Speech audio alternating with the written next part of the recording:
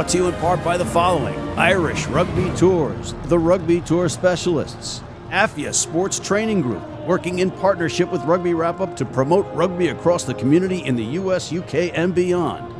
And Dub Pies, Down Under Pies. Stop by, say hi, and eat pie.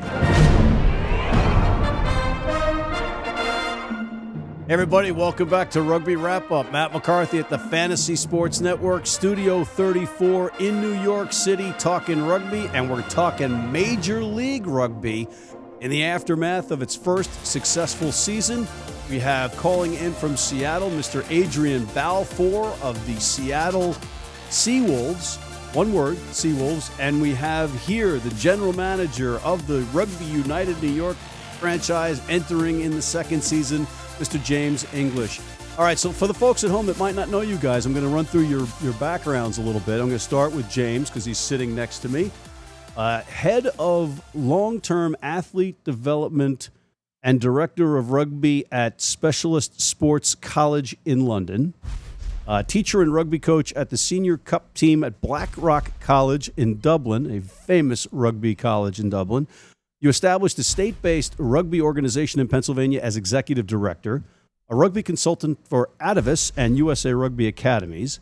You built men's and women's college programs at Monroe College in the Bronx. You coached the NYRC women to the WPL championship in 2017. We had them right here on this very set, Go New York. And from there, you got picked to coach the USA Rugby under-20s women.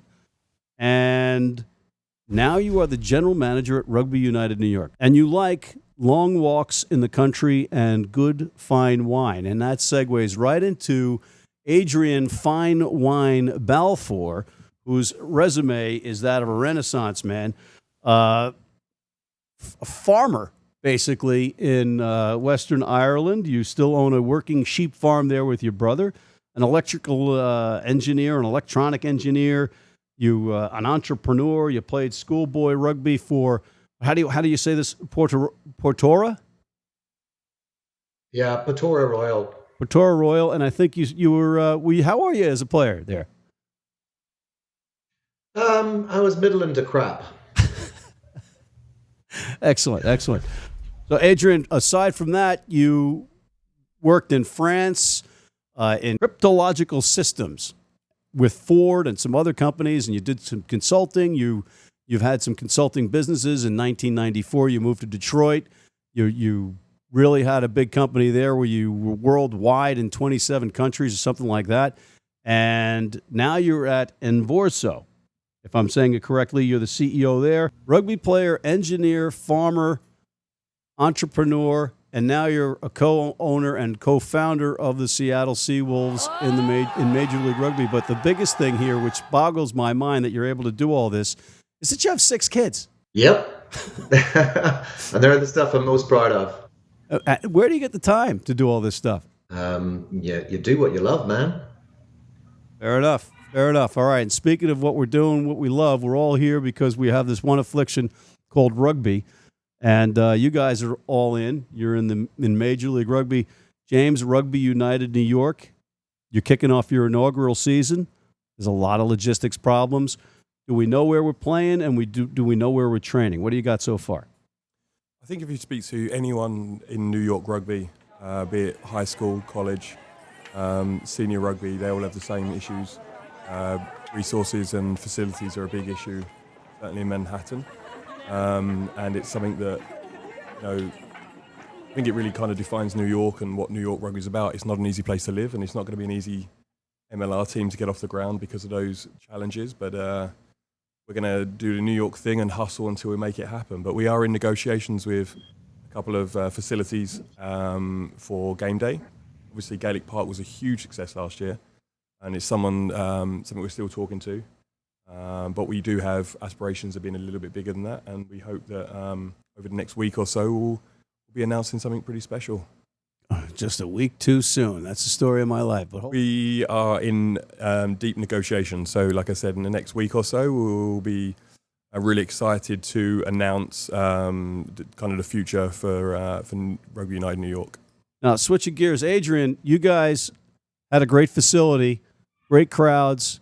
You won the championship. What are some of the logistical problems that you guys had to get over before you kicked off? Like, maybe you can lend this guy some advice. Yeah, I mean, it was quite a lot of work just to get everything put together on and off the field. We had to put new surface into Starfire Stadium, which is the stadium that we play in, which essentially meant you had to put the pad in, you had to put the 4G surface on top of that. All the logistics around the ticketing sales operation, the sponsorship operation, getting the players catered for on and off the field, getting the schedule of training sorted. There's just a ton of things that go on behind the scenes. And, what I would say is that you really, got to expect the unexpected, that the unexpected will happen. And the ability to react quickly and move on and make decisions fast on the go, I think is critical. So you guys are pretty much in a good place. How are you going to repeat? You got everybody gunning for you now, and you've got some new teams entering. What are some of the challenges that you face in terms of maybe keeping the team together or building on what you had? Well, that's the way we like it. We like to win, and we intend to keep on winning, We're pretty humble. We're pretty straightforward. We say it like it is. And we're building a culture here, I think, that is really all about, the community and getting everyone lined up behind rugby. We want everyone to play together, work together. We believe that culture eats strategy for lunch, basically. So if we get the right culture together, we get the community behind us, we get everyone working in synchronization, we're going to be a pretty hard team to beat. You had a player coach last season. I'm sure you're not looking to repeat that. What's your coaching situation going to be like? Well, we had a pretty good situation last year. We had, the senior players really stepped up. They worked together.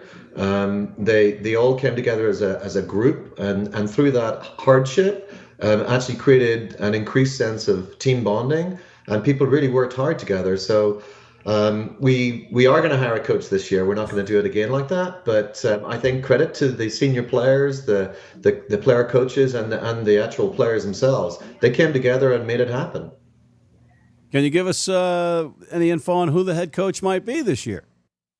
I can tell you we've nailed it down to 2 candidates. They'll be flying out to Seattle soon, and within a week or 2, hopefully. All right. Okay. Everything is in a week. Guys, I need this breaking info. I'm doing this for a living here, guys. You got to give me some skinny. All right. So James.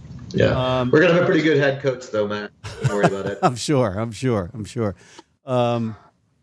Are you stealing my co-host, Steve Lewis? No, you're safe on that one. You're good to go. Fair enough. All right, so James, Rugby United New York, name of the franchise, implies uniting the clans, which I think is a great thing. You've got some personalities here in New York. You've got Old Blue, New York Athletic Club, New York Rugby Club, of which we're a part. We have the dedicated corner over there. Lansdowne, Village Lions.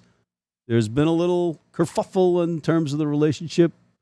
How's it going now? How do you categorize the relationship between RUNY and the men's clubs here? Yeah, I think Adrian used a really good term, build. It's definitely what we're trying to do. We're not trying to buy a team. We're trying to build. We're using the community. We're working closely with those that men's clubs, women's clubs, colleges, high schools. We had a camp this weekend where we had over 80 players turn up. There were players there from D3 men's, D2 men's, D1 men's. We have a really good relationship at the moment with the coaches at Nyack and Old Blue. I was just with Don Waring, actually. They're having lunch this afternoon. We really see that those D1 players and D2 players as a pathway through to MLR. And I think for us to be successful as a franchise, and we need to do what we say, and that's uniting the empire. That's what we're about. That's what we want to do. We love the ranging personalities in New York. That's what makes New York New York, and it's what makes it special. And it's how we use those personalities and that passion for rugby to our own, for our own success. We'll be right back with Mr. James English of Rugby United New York and Mr. Adrian Balfour of the Seattle Seawolves right after this. If you're in New York City and want to watch some great rugby, have some great food, and some great times, go to the world's best rugby pub, the Pig and Whistle on West 36th Street. 10, Everything going smoothly. 9. We have a go for auto sequence start. 8. Guidance is internal. 7. The body flap and speed breaker in launch position. 6. Ignition sequence start. Affirmative, we're go for launch.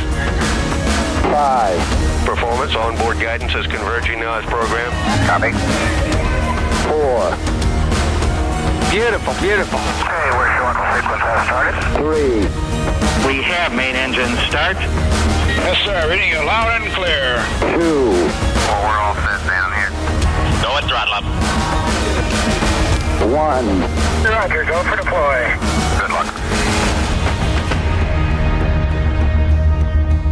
And we are back at Rugby Wrap-Up at the Fantasy Sports Network, Studio 34 in New York City with Mr. James English of Rugby United New York and Mr. Adrian Balfour of the Seattle Seawolves. And I just loved that Rugby Town Sevens commercial because that's a big tournament coming up this weekend that we'll be at. Anyway, it is New York City.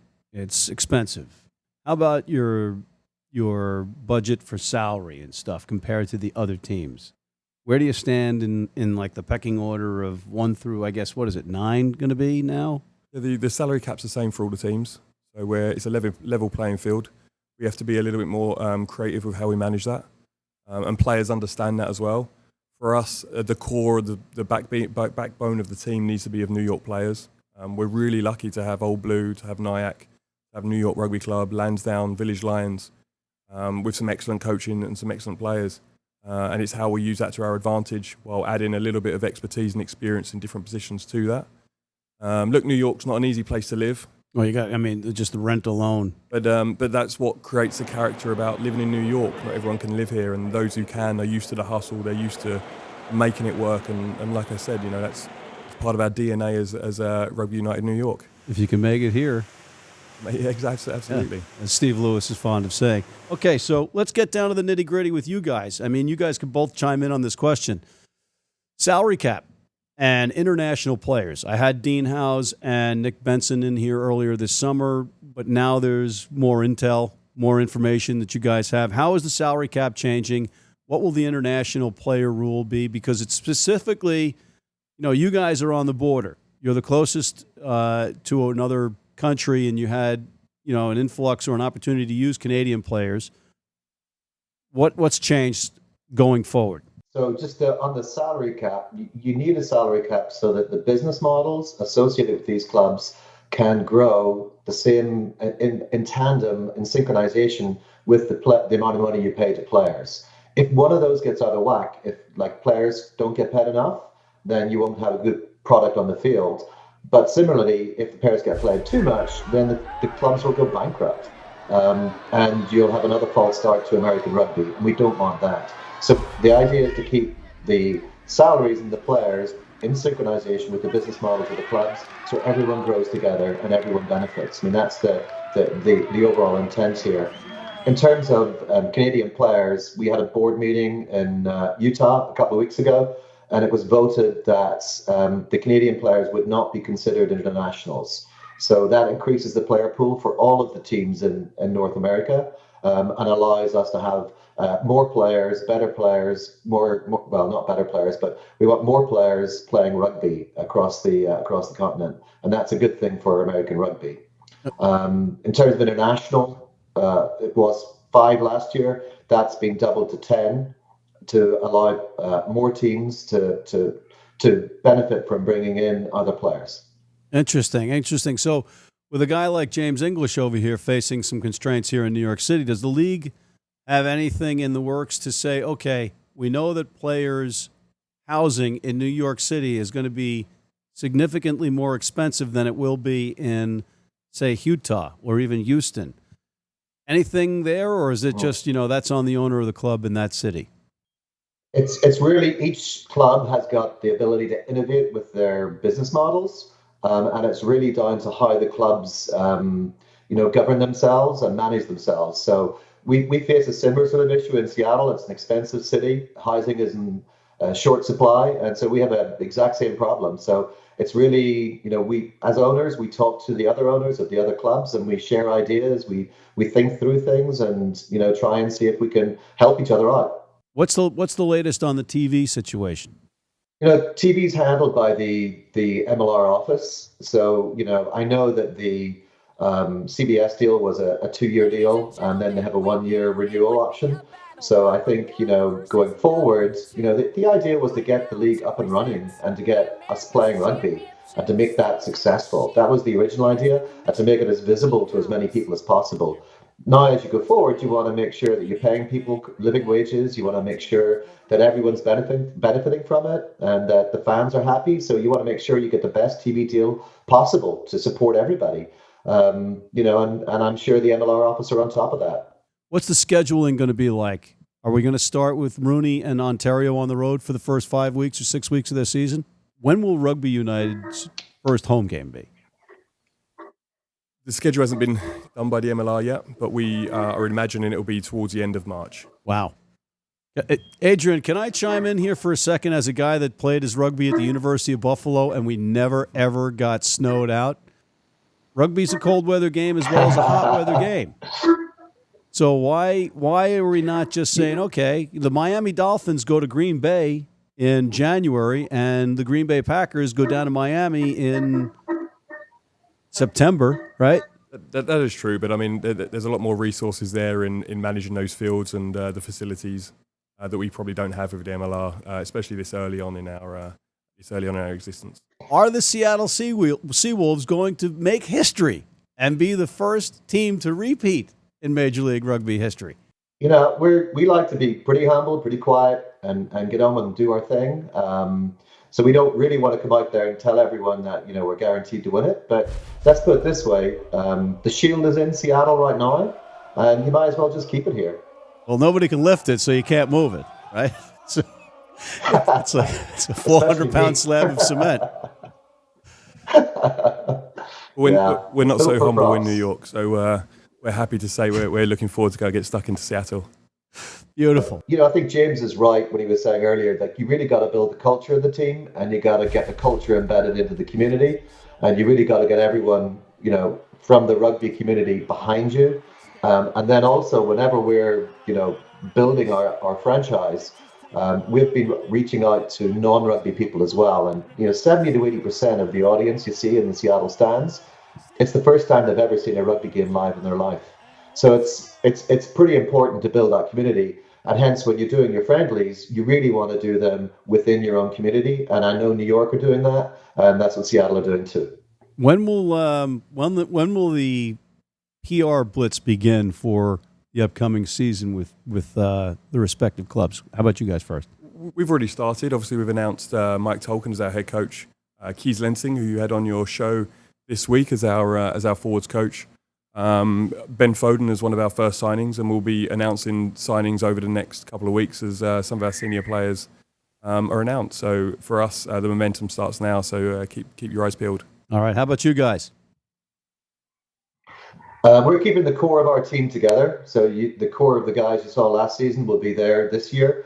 We're supplementing in a few critical areas that we think we need extra strength on. And we're bringing in a world-class coach, very recognizable once he's announced. And we'll be looking at individual performance plans, on-field performance. We'll be looking at attack defense strategies and essentially speeding the game up a lot. So I think we're pretty physical, pretty good in defense, but I think our speed and our penetration on attack is going to be improved going into next year. Well, I just saw Rickard Hadding. Rickard. He made me say Rickard Hadding at the National Club Sevens. I'm like, I'm looking at him. I'm like, That guy's a beast. It looks like it is him. He's playing sevens. So is he coming back with you guys? Yeah, he's back. So you're okay with these guys playing sevens? Sure. They're playing rugby. What's wrong with that? Well, it's a little different than the previous iteration of professional rugby that we had going on here. That's why I had to ask. Anyway, gentlemen, you've been more than kind and patient answering the tough questions here.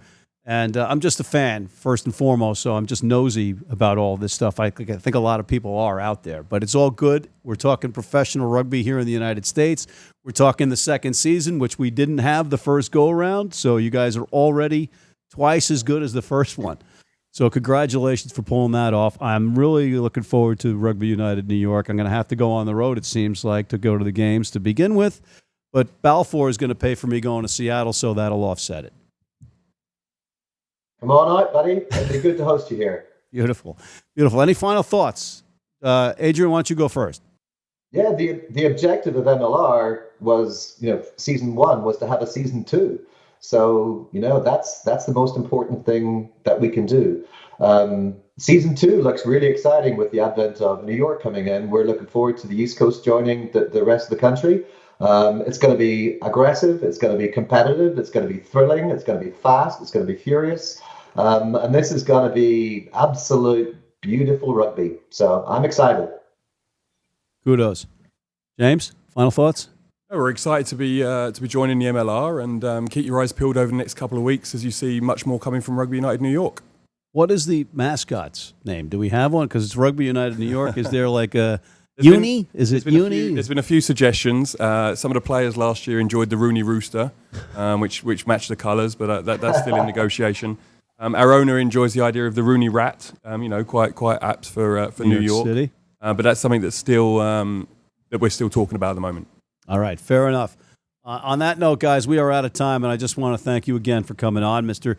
Adrian Balfour of the Seattle Seawolves and Mr. James English of the Rugby United New York franchise. On behalf of them, I'm Matt McCarthy here at Rugby Wrap-Up at the Fantasy Sports Network, Studio 34 in Midtown Manhattan, talking rugby, signing off.